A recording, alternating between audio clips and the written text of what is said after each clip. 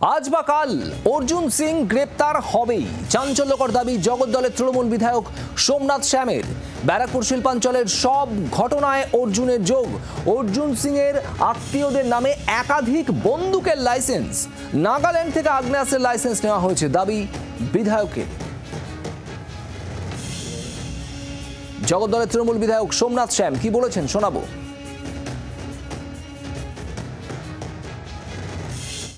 উনি জানেন অর্জুন আজ নাহলে কাল অ্যারেস্ট হবে, তাই যখন এটা বলেছেন উনি যে অ্যারেস্ট করা যাবে না, আমরা দেখে নেব, খুব ধীমে সুরে বলছিলেন। সে কথা আছে না, অশ্বতম হত ইতি গজ। তো উনি যে কথাটা বলেছেন খুব ধীরে সুস্থে বলেছেন, কেন উনি জানেন অর্জুন আজ হোক কাল হোক পরশু হোক অর্জুন গ্রেফতার হবেই। এটা আমি আজকে আপনাদের টিভি চ্যানেলকে জানিয়ে দিলাম। ইলিগাল আর্মস রেখেছে, নাগাল্যান্ডের লাইসেন্সের আর্মস, ছেলের নামে ভাইপোর নামে সব নাগাল্যান্ডের লাইসেন্স, আর সব ভুয়ো লাইসেন্স।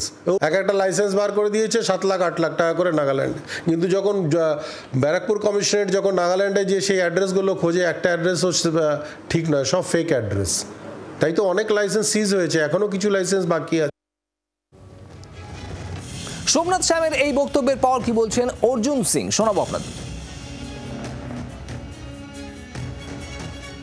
জানে না যে আমার লাইসেন্স কোথায় কি আছে, এই মূর্খদের জানার কথাও না। তো 2019 সাল থেকে মমতা ব্যানার্জি আমাকে গ্রেফতার করতে করতে আজ পর্যন্ত পারলেন না, আর তারপরে এর দায়িত্ব নিয়েছে আমাকে গ্রেফতার করবে। তো আগে সব তথ্যগুলো জেনে নি, আর তারপরে গ্রেফতারের কথা ভাববে। এরা জানে, এদের কোনো আইডিয়া আছে?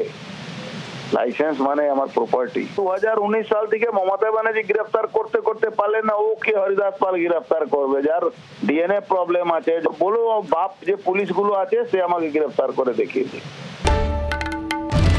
বাংলার আওয়াজ, বাঙালির আবেগ, জি 24 ঘন্টা।